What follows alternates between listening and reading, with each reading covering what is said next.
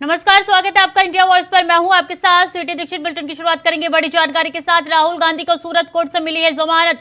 मानहानि केस में राहुल गांधी को जमानत मिली है। बड़ी जानकारी, इस वक्त की बड़ी खबर राहुल गांधी से जुड़ी हुई। 13 अप्रैल को मानहानि मामले में अगली सुनवाई होगी। सूरत सेशन कोर्ट से राहुल गांधी को जमानत मिल चुकी है। बड़ी जानकारी आपके साथ साझा कर रहे हैं।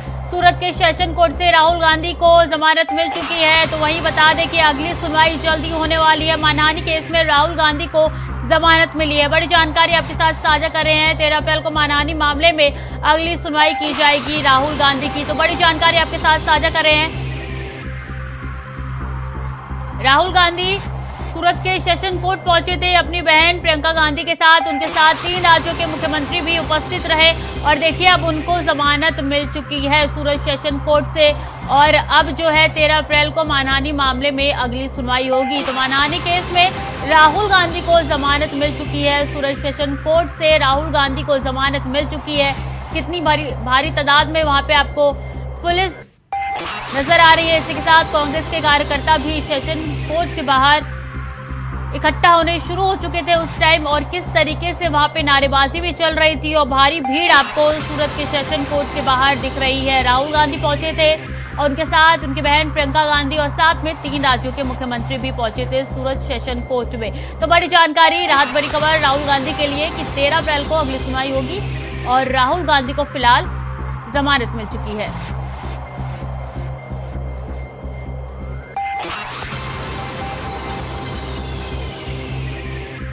तो सूरत सेशन कोर्ट से राहुल गांधी को जमानत मिल चुकी है।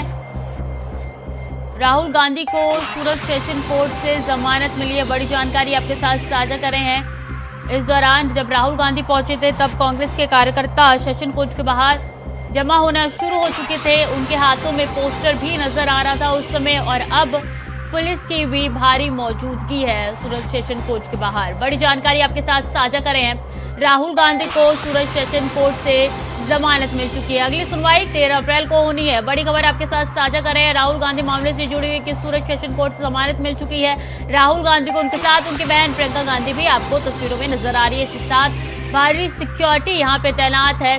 पुलिस बल जो है वो भी तैनात यहाँ पे आपको नजर आ रहे होंगे। तो किस तरीके से राहुल गांधी कोर्ट पहुंचे थे और सुबह से ही लगातार ये कयास लगाए जा रहे थे कि कांग्रेस जो है वो गुजरात में भी प्रदर्शन कर सकती है। तो सेशन कोर्ट के बाहर कांग्रेस के तमाम कार्यकर्ता इकट्ठा हुए और हाथों में पोस्टर लेके उन्होंने नारेबाजी भी की।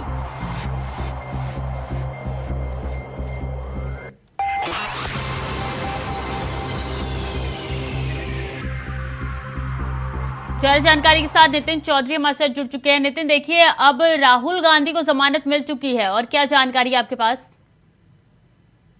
देखिए सूटी, बिल्कुल राहुल गांधी सूरत के सेशन कोर्ट ने आज उन्होंने 2 अर्जी लगाई थी। पहली मानहानि केस में मिली सजा को रद्द करने के लिए लगाई थी, जबकि दूसरी जो थी रेगुलर बेल की मांग की गई थी।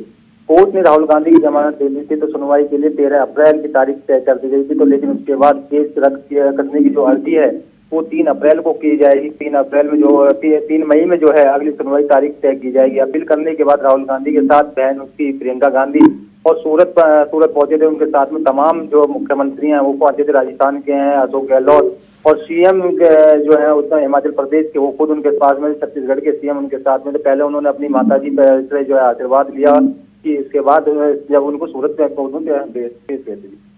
जी, अगर बात की जाए तो अभी क्या स्थिति है कोर्ट रूम बाहर की? अभी भी क्या जमावड़ा लगा हुआ है कांग्रेस के कार्यकर्ताओं का?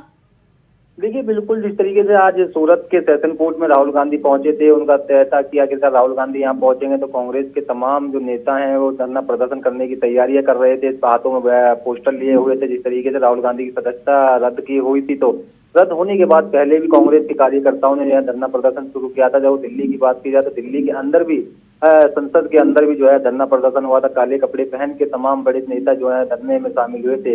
वहीं बात की जाए आज सूरत कोर्ट में पेश होने से पहले राहुल गांधी से जो तमाम कार्यकर्ता और मुख्यमंत्री वहां पहुंच के धरना प्रदर्शन करने की पूरी तैयारी कर रहे थे कि आखिरकार राहुल गांधी की जो सजा है उसका जो ऐलान हुआ था, उसकी जो तारीखों का ऐलान हुए थे, तो उससे सूरत कोर्ट के बाहर पहले ही यहाँ पर जमावड़ा स्टार्ट हो गया था कांग्रेस के तमाम कार्यकर्ताओं का। जमानत मिलने के बाद क्या राहुल गांधी का कोई बयान सामने आया है या किसी भी कांग्रेस के कार्यकर्ताओं का कोई बयान सामने आया? क्योंकि देखिए कुछ देर पहले जो मल्लिकार्जुन खड़गे ने बोला था कि हम कोर्ट को घेरने के लिए नहीं जा रहे बल्कि अन्याय के खिलाफ लड़ने के लिए जा रहे हैं। जी देखिए, बिल्कुल कांग्रेस पार्टी के राष्ट्रीय अध्यक्ष मल्लिकार्जुन खड़गे ने जो है साफ ये कर दिया था, हमने जो है कोर्ट को घेरने के लिए नहीं जा रहे, वो अपने उसको देखने के लिए जा रहे थे। लेकिन उसके बाद जो कांग्रेस के कार्यकर्ता हैं, तमाम कार्यकर्ताओं का यही ऐलान था कि हमको जो है कोर्ट को देखते हुए जो है इसमें जो है पूरी तरीके से जो है कोर्ट पे विश्वास रखते हैं। और राहुल गांधी जो बात यहाँ पर की गई थी, जो लंदन में उन्होंने बयान दिया था, उस बयान पे भी जो राहुल गांधी के लेकर सवाल खड़े हो रहे थे। और भारतीय जनता पार्टी की बात की जाए तो भारतीय जनता पार्टी के किरण रिजिजू का जो जवाब आया था, तो उन्होंने कहा कि इस तरीके के राहुल गांधी को जो है पहले जो है सदस्य जो है जमानत दे दी गई थी, तो उससे पहले क्यों नहीं गए थे, उनका ट्रायल चल रहा था अब तक, क्योंकि जिस तरीके से दोषी करार कर दिया गया था तो उसके बाद यह ड्रामा कर रहे थे। तो खुद जो केंद्रीय कानून मंत्री हैं किरण रिजिजू, उन्होंने साफ कांग्रेस पार्टी पे जम के हमला बोला। और उसी को देखते कांग्रेस के तमाम कार्यकर्ताओं ने भी उधर से हमला बोलना स्टार्ट किया। उसी के बाद कांग्रेस के कार्यकर्ताओं का कहना था कि आखिरकार इस तरीके से राहुल गांधी जब आज सूरत कोर्ट के सेशन कोर्ट में जो पेश हुए थे, तो पेश होने से पहले वो कांग्रेस कार्यकर्ताओं ने वहां पर जो है अपना धरना प्रदर्शन की तैयारियां कर ली थी। राहुल गांधी के बैनर ले लिए गए थे साथ में कि राहुल गांधी को इस तरीके की जो सजा हो रही है, जो सजा है वो पूरी तरीके से गलत है। कानून की बात की जाए तो कानून व्यवस्था में वहाँ पूरी तरीके से पुलिस प्रशासन सहयोग कर रहा था। लेकिन उसी के बाद जब कोर्ट में राहुल गांधी पहुंचे तो राहुल गांधी से पहले तमाम कार्यकर्ता वहाँ पर मौजूद थे। जी नितिन, बहुत बहुत धन्यवाद आपका तमाम जानकारियों के लिए।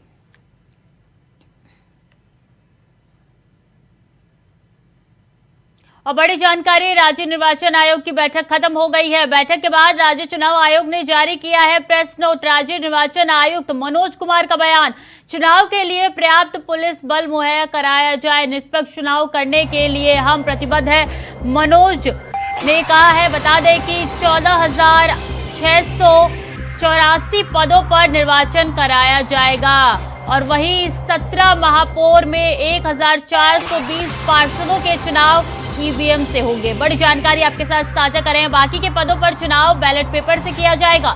संवेदनशील स्थानों पर अतिरिक्त पुलिस बल लगाए जाएंगे। बड़ी जानकारी आपके साथ साझा कर रहे हैं। चुनाव के लिए पर्याप्त पुलिस बल मुहैया कराया जाए, ये कहा गया है मनोज की तरफ से। और इसी के साथ निष्पक्ष चुनाव कराने के लिए हम प्रतिबद्ध है। तो राज्य निर्वाचन आयोग की बैठक खत्म हो चुकी है, उसके बाद से ये प्रेस नोट जारी किया गया है। राज्य निर्वाचन आयोग की तरफ से काफी कुछ कहा गया है बैठक के बाद। अब प्रेस नोट जो है वो जारी कर दिया गया है और राज्य निर्वाचन आयुक्त मनोज कुमार का बयान भी निकल के सामने आया है। उन्होंने बोला है कि चुनाव के लिए पर्याप्त पुलिस बल मुहैया कराए जाए। इसी के साथ जानकारी दे दें कि राज्य निर्वाचन आयोग की बैठक सुबह से चल रही थी, जो कि खत्म हो चुकी है और चुनाव के लिए पर्याप्त पुलिस बल मुहैया कराए जाए, उनकी तरफ से कहना है। ज्यादा जानकारी के साथ प्रियम पाठक हमारे साथ जुड़ चुके हैं। प्रियम, देखिए सुबह से मीटिंग चल रही थी, अब खत्म हो चुकी है, प्रेस नोट भी जारी हो चुका है। बिल्कुल, देखिए लगातार कह सकते हैं जिस तरीके से कानूनी दावपेच पे जो है निकाय चुनाव फंसा रहा, उसके बाद अब जिस तरीके से रास्ता साफ हुआ है और कहीं ना कहीं माना जा रहा है कि जल्दी सरकार जो है वो आरक्षण की अंतिम सूची जारी करेगी। उसके बाद में चुनाव आयोग जो है यानी कि राज्य निर्वाचन आयोग जो है वो अपनी अधिसूचना जारी करेगा और चुनाव का पूरा कार्यक्रम जारी करेगा। और माना जा रहा है कि ये अप्रैल के दूसरे सप्ताह में चुनाव आयोग की तरफ से जो है वो अधिसूचना जो है जारी की जा सकती है। तो उसको लेकर क्या कुछ तैयारी की जानी है, किस तरीके से प्रदेश के अंदर चुनाव होने हैं, किस तरीके से शांति व्यवस्था जो है वो बनी रहे और किस तरीके से शांतिपूर्ण तरीके से पूरा मतदान निष्पक्ष तरीके से हो, इस बात की व्यवस्था करनी। तो इसको लेकर आज एक बड़ी बैठक जो है वो राज्य निर्वाचन आयोग की तरफ से निर्वाचन आयोग मुख्यालय में बुलाई गई थी, जिसमें उत्तर प्रदेश के अपर मुख्य सचिव गृह जो है वो उसमें मौजूद रहे संजय प्रसाद। इसके अलावा सचिव नगर विकास, प्रमुख सचिव नगर विकास इस बैठक में मौजूद रहे और उनके साथ में इस सभी मसलों को लेकर चर्चा की गई है। ऐसे जो मतदान स्थल होंगे जो संवेदनशील हैं, जहां पर जो रिपोर्ट्स हैं वो कहती हैं कि वो संवेदनशील हैं, जहां पर हिंसा हो सकती है या जहां पर सेंसिटिव बूथ होंगे, वहां पर अतिरिक्त पुलिस फोर्स जो है उसको तैनात किया जाएगा।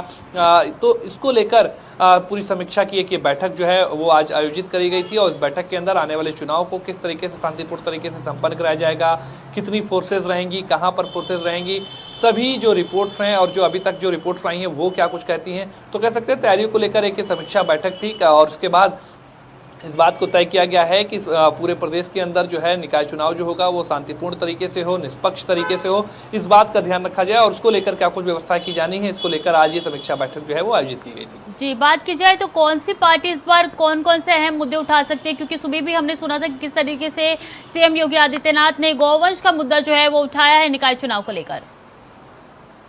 देखिए, सभी जो पार्टियां हैं वो अपने अपने मुद्दों को लेकर जनता के बीच में जा रही हैं। विपक्ष का आरोप है कि सरकार ने कोई कार्य नहीं किए हैं। पिछले चुनाव में जो बातें कही गई थी, जो वादे किए गए थे, उनको पूरा नहीं किया गया है।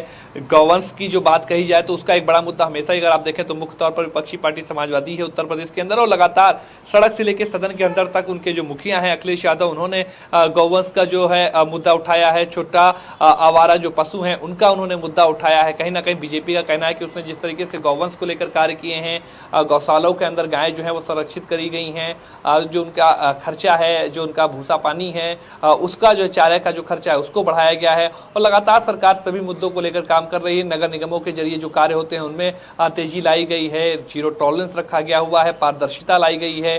तो ये सभी कहीं ना कहीं दावे सरकार के हैं। विपक्ष है वो अपने तरफ से आरोप लगा रहा है। देखना होगा जनता किसकी बातों पर एतबार करती है, और जब तारीखों की घोषणा होगी तो उसके बाद से जो पॉलिटिकल पार्टियां उनके भी चुनावी प्रोग्राम जो है वो जारी होंगे, तो उनमें क्या कुछ चीजें रहती हैं, किस तरीके से वो जनता को अपना विश्वास दिलाते हैं। और देखिए, ये कई मायनों में चुनाव इसलिए भी अहम है क्योंकि जैसे ही निकाय चुनाव संपन्न होगा उसके बाद सभी राजनीतिक दल जो है वो 24 का यानी कि जो लोकसभा का चुनाव होना उसको लेकर तैयारियों में जुट जाएंगे। और इसीलिए जो निकाय चुनाव के नतीजे होंगे वो काफी हद तक कह सकते हैं 24 के चुनाव के लिए बूस्टर डोज का काम करेंगे। कार्यकर्ताओं को लेकर जिस तरीके से मनोबल बढ़ेगा, तो कहीं ना कहीं इसीलिए दोनों ही पार्टियां, मुख्य तौर पर अगर आप बात करें उत्तर प्रदेश के अंदर जो मुकाबला है वो समाजवादी पार्टी और भारतीय जनता पार्टी के बीच में देखने को मिलेगा।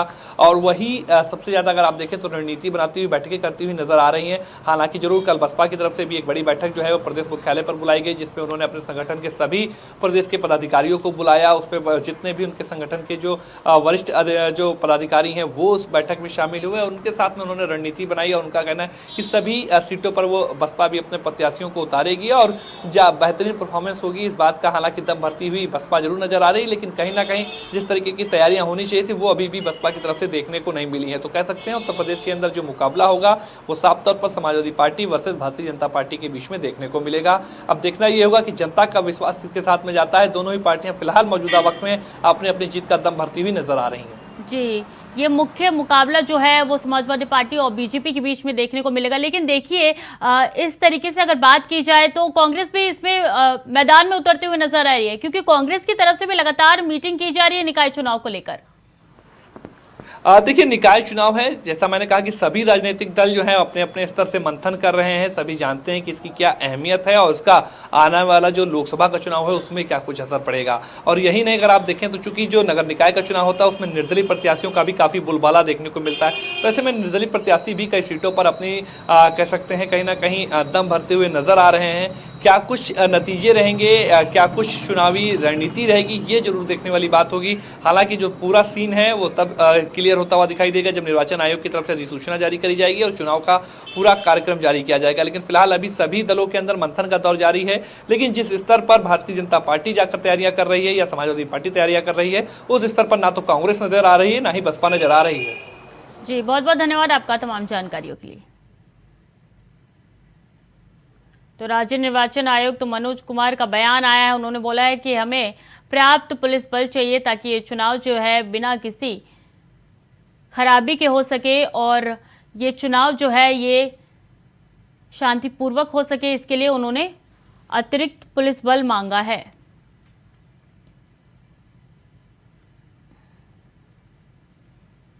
और यूपी कांग्रेस सेवा दल ने जारी किया पोस्ट कार्ड। प्रदेश अध्यक्ष बृजलाल खाबरी ने जारी किया है पोस्ट कार्ड। पीएम से पोस्ट कार्ड के जरिए पूछा है 20,000 करोड़ किसके हैं।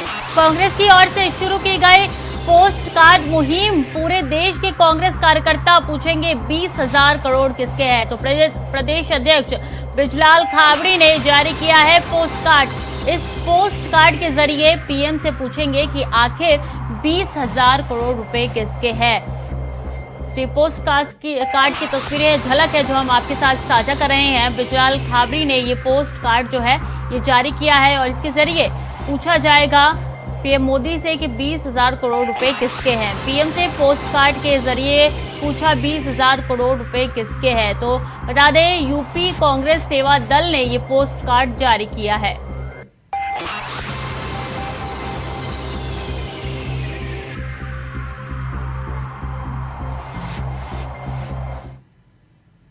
और भारतीय किसान यूनियन के राष्ट्रीय प्रवक्ता राकेश टिकैत आज मथुरा पहुंचे, जहां उन्होंने किसानों की बर्बाद हुए फसलों पर कहा कि सरकार किसानों की फसलों का फिजिकल सर्वे करवाए ताकि किसानों को मुआवजा मिले। तो वहीं राहुल गांधी की सदस्यता खत्म होने पर बोले, जिस तरह से सरकार की मंशा है कि जो बीजेपी में है वो सही है और बाकी जो बोले उसका ठिकाना जेल में है। साथ ही केजरीवाल के पीएम बयान पर भी बोले कि उनकी भी डिग्री सार्वजनिक होनी चाहिए, अगर वो पढ़े हैं तो, जबकि वो पढ़े ही नहीं तो डिग्री कहां से दिखाएंगे। मेरा भी मानना है कि उन्हें प्रधानमंत्री होने के नाते अपनी डिग्री दिखानी चाहिए।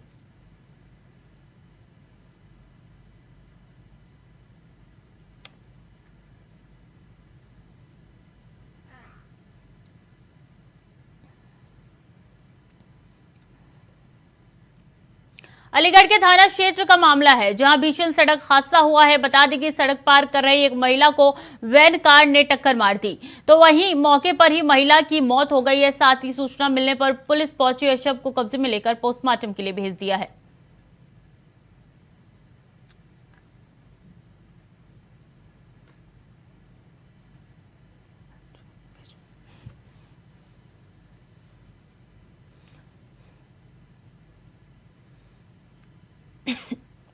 तो हादसे में महिला की मौत हो गई है। बता दें कि एक वैन ने टक्कर मार दी महिला को और महिला की तत्काल मौत हो गई है। अलीगढ़ से ये भीषण हादसा जो है आपके साथ साझा कर रहे हैं कि महिला की तुरंत ही मौत हो चुकी है।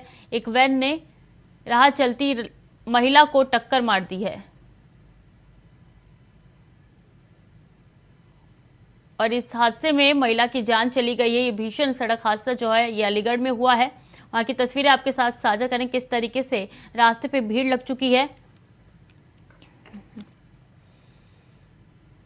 डिप्टी सीएम ब्रजेश पाठक प्रतापगढ़ पहुंचे हैं। मेडिकल कॉलेज में नवनिर्मित 200 बेड के 4 मंजिला भवन का लोकार्पण किया। साथ ही कस्तूरबा विद्यालय मानधाता का भी निरीक्षण किया। इस दौरान पत्रकारों से भी रूबरू हुए।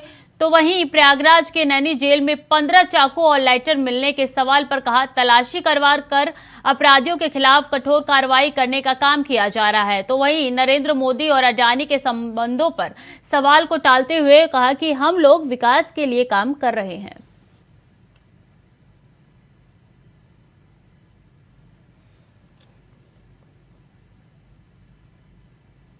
तो प्रतापगढ़ पहुंचे हैं डिप्टी सीएम ब्रजेश पाठक। नवनिर्मित 200 बेड का लोकार्पण किया है उन्होंने और इस दौरान वो मीडिया से रूबरू भी हुए हैं।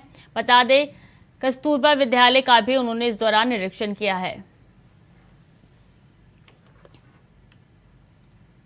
जनपद में सभी विभागों की बिंदुवार समीक्षा करेंगे, कानून व्यवस्था की समीक्षा करेंगे। अभी मेडिकल कॉलेज परिसर में नई बिल्डिंग का उद्घाटन हुआ है और जहां तक जेलों का सवाल आपने पूछा है, हमारी प्रतिबद्धता है कि हम उत्तर प्रदेश में कानून के राज को और मजबूत करेंगे। इसलिए जिन जेलों को चरागाह सपा सरकार ने बना रखा था, गुंडे माफिया पलते थे, आज एक एक जेल की सघन तलाशी चला करके अपराधियों को कड़ी से कड़ी सजा दिलाने का काम हमारी सरकार कर रही है।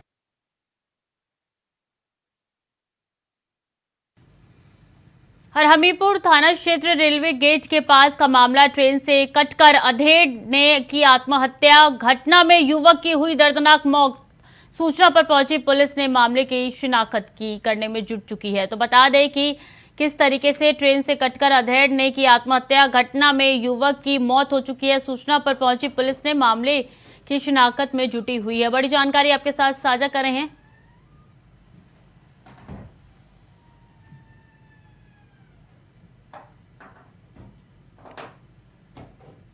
भारत पिछड़ों का अपमान बर्दाश्त नहीं करेगा।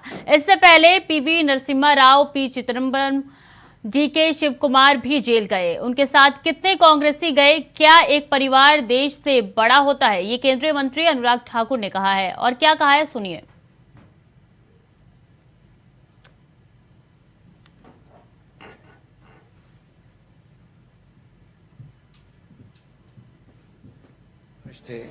कर रहे हैं आपके साथी और कानून मंत्री का भी कहना है कि प्रेशर डालने की टैक्टिक है जुडिशियल। पिछड़े का अपमान नहीं सहेगा हिंदुस्तान।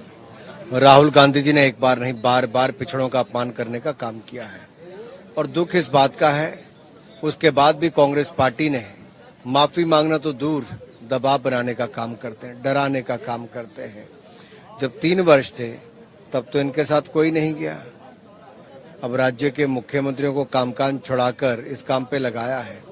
मेरा एक सवाल और है, पूर्व में नरसिम्हा राव जी थे, पी चिदम्बरम जी थे, डी शिव कुमार जी थे, इन सबको भी जेल जाना पड़ा, इस्तीफे देने पड़े। तब कितने कांग्रेस के लोग साथ में गए थे। क्या एक परिवार संविधान से बड़ा हो गया, संसद से बड़ा हो गया, देश से बड़ा हो गया है? कांग्रेस पार्टी कह रही है कि बीजेपी को उनको मतलब जो है ध्यान नहीं देना चाहिए प्रेशर डालने पे।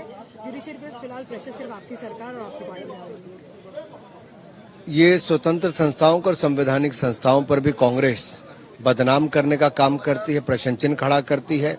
और दुख इस बात का है, जो राजनीतिक दल 60 वर्ष सत्ता में रहा हो, वो देश को, संसद को और संवैधानिक संस्थाओं को बदनाम करने से पीछे नहीं हटता। राहुल गांधी की सांसदी जाने के बाद हमलावर विपक्ष ने सड़क से लेकर संसद तक सरकार के खिलाफ हल्ला बोल दिया है। वहीं सोमवार को कांग्रेस अध्यक्ष मल्लिकार्जुन खड़गे ने अडानी मुद्दे पर जेपीसी की मांग करते हुए बीजेपी पर जमकर निशाना साधा।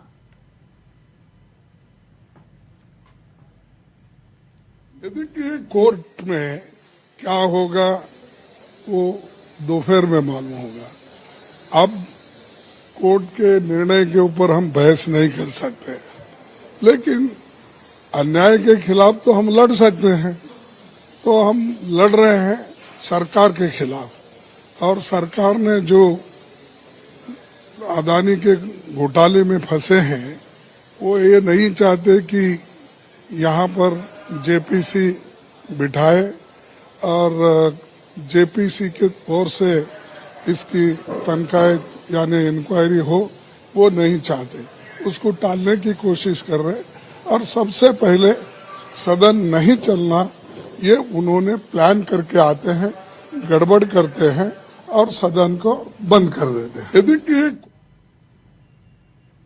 बीजेपी के रविशंकर प्रसाद ने बिहार सरकार पर तंज कसते हुए कहा कि क्या केंद्रीय गृह मंत्री अमित शाह को बिहार आने के लिए नीतीश कुमार से पासपोर्ट और वीजा लेने की जरूरत है? वो देश के गृह मंत्री है, वो फिर सासाराम जाएंगे। हमारा संकल्प है कि नीतीश कुमार को सत्ता छोड़ देनी चाहिए। बिहार नहीं संभल रहा है, गद्दी छोड़ो कि जनता आती है, तो आने दीजिए ना।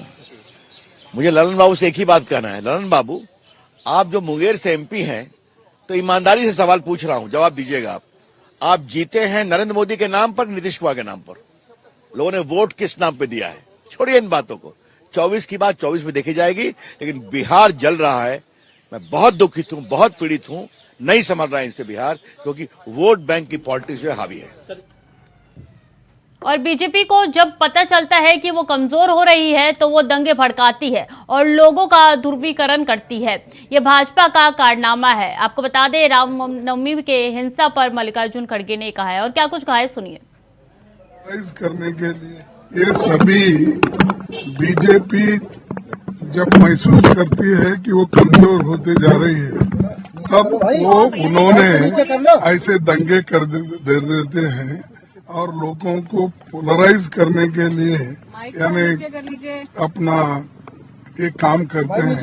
ये तो बीजेपी 2019 के आपराधिक मानहानि मामले में मिली सजा के खिलाफ कांग्रेस नेता राहुल गांधी आज सूरत की कोर्ट में जमानत याचिका दायर की है। सूरत कोर्ट ने राहुल गांधी को जमानत दे दी है। पेशी से पहले छत्तीसगढ़ के मुख्यमंत्री भूपेश बघेल ने क्या कहा, आपको सुनाते हैं। ये हुड़दंग मचाने का काम तो पश्चिम बंगाल और बिहार में वो कर रहे हैं, और अभी तक के प्रधानमंत्री जी गृह मंत्री की तरफ से अपील नहीं आया है। और यहाँ भी नारायणपुर में दंगा किसने करवाया, कवर्धा में कौन लोग थे, इसे बताने की जरूरत है क्या? हम दूर की बात नहीं करते, इनकी ट्रेनिंग ही यही है।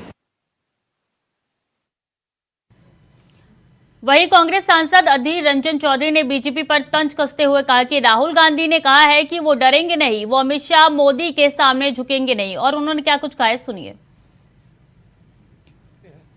अगर जाते, बीजेपी पार्टी कहते हैं कि राहुल जी क्यों नहीं जुडिशियरी के पास जाते हैं, उनका अगर केस है तो क्यों नहीं जाते हैं।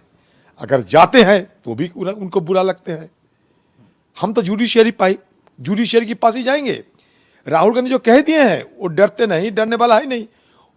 वो मोदी जी से और अमित शाह जी के सामने सर झुकाएंगे नहीं, तो कहां जाएंगे? जुडिशियरी के पास ही तो जाना है। जो जुडिशियरी उनके ऊपर आरोप के चलते कन्विक्शन दिए हैं, उनसे ही उनको राहत मांगने के लिए दोबारा जाना पड़ेगी। तो फिलहाल के लिए बुलेटिन में इतना ही। खबरों का सिलसिला लगातार जारी है, बने रहिए इंडिया वॉइस के साथ।